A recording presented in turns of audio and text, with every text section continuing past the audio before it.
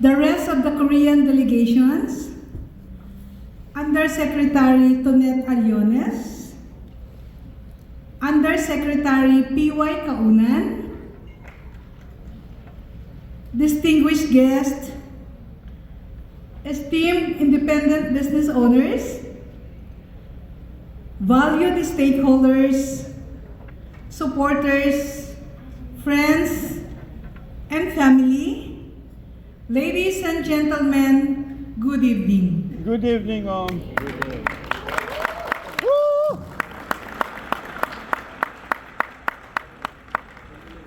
As the President and CEO of Aprozone Philippines, I stand before you tonight with profound gratitude and immense pride as we gather to mark a significant milestone in the journey of Aprozone Philippines as the exclusive distributor in the Philippines of Aprozone Company Limited of South Korea for all its unique skincare beauty products with 365 Rubicel as the flagship brand.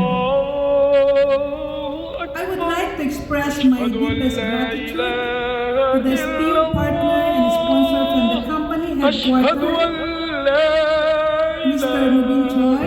This is time to be.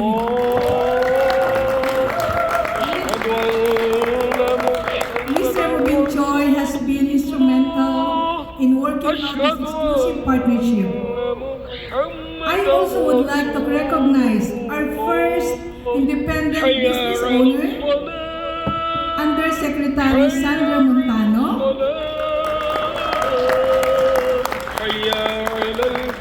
together with Ms. Ruby Caceres. This is time to be recognized.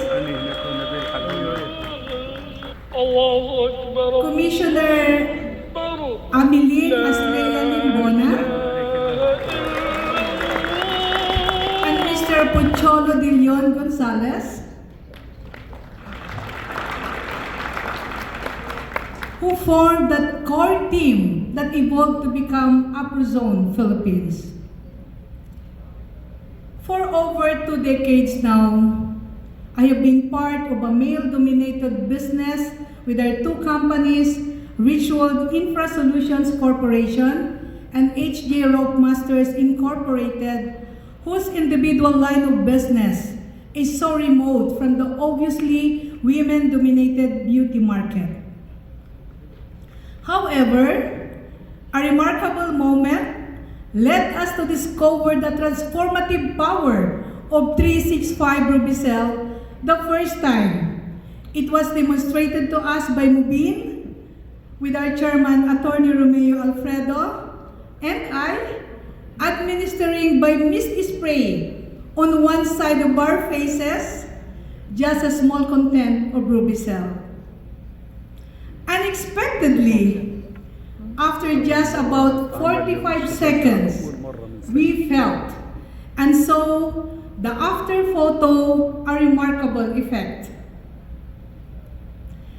It was in this exceptional quality and efficacy of Rubicel that has compelled us to get into the local skincare and beauty product industry. In July last year, our chairman, Attorney Romeo Alfredo, and I went to South Korea and sought from Aprozone Company Limited Chairman, Mr. Kim Bong-jun, the exclusive distributorship agreement for the skincare beauty product market in the Philippines. And that draws us here tonight.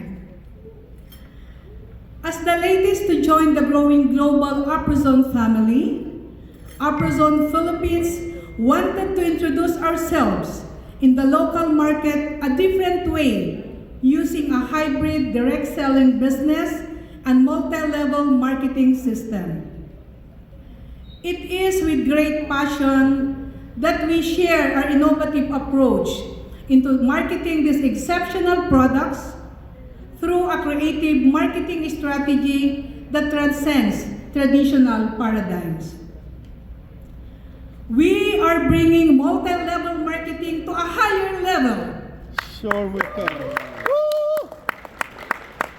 Together, we will redefine the way skincare and beauty products are marketed and consumed in our local setting. Our vision goes beyond selling beauty products. It is about creating opportunities, fostering entrepreneurship, and empowering individuals to build businesses and livelihoods that bring us fulfillment and prosperity together. At the heart of our enterprise lies our commitment to providing the best products that are all natural, harnessing the power of stem cell technology to deliver unparalleled results.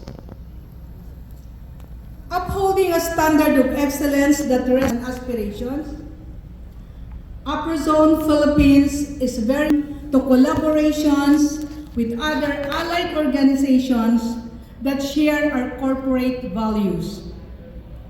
Last week, APROZONE of South Korea hosted a delegation of Filipino dermatologists representing the PAMI, or the Philippine Academy of Aesthetics and Age Management Medicine Incorporated, whom many of them are here tonight. We at APROZONE share their advocacy. As we take this bold step into the Philippine market, we do so with a sense of purpose. A purpose rooted in our desire to touch hearts, uplift spirits, and inspire confidence in every individual who chooses APROZONE's 365 Rubicel. Our commitment to promote 365 Rubicel is not merely about skincare, but to usher into the consciousness of every consumer that there is a way to reverse the effects of aging the natural way. There are.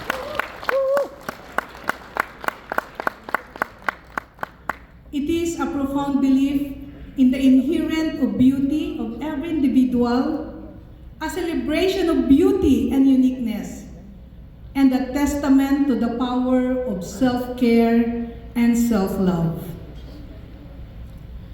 As we embark on this exciting venture together, I urge each one of you to see beyond products and profits and to embrace a vision of empowerment, opportunity, and shared success. Let us work hand in hand to create a strong network that uplifts, supports, and encourages one another to reach new heights of achievement and fulfillment. Together, we have the opportunity to shape a future where beauty, wellness, and entrepreneurship converge in harmony. Talking about beauty, you have seen our beautiful banners beside the product display, right? Yeah. Well, as part of our branding strategy, we got 3 beautiful ladies as our models. Please stand to be recognized. Please, first is Miss Mia Kabawatan Lozada. Miss Mia. Where is she? Miss Charo Laude.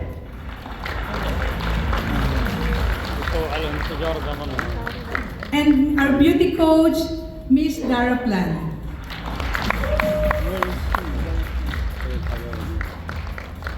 At this point, I would like to acknowledge our branding strategist and the man behind tonight's event, Mr. Ed Dames.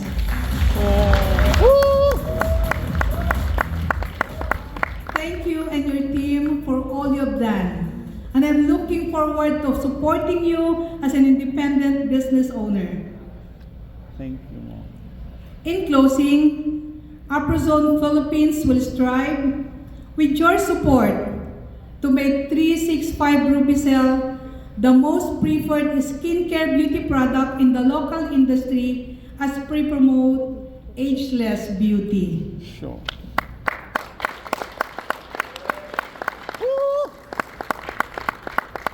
Let us seize this moment to create a legacy of beauty, excellence, and empowerment in the Philippines and beyond. And remember, growing old is inevitable, but looking old is a choice. optional. Thank you and God bless.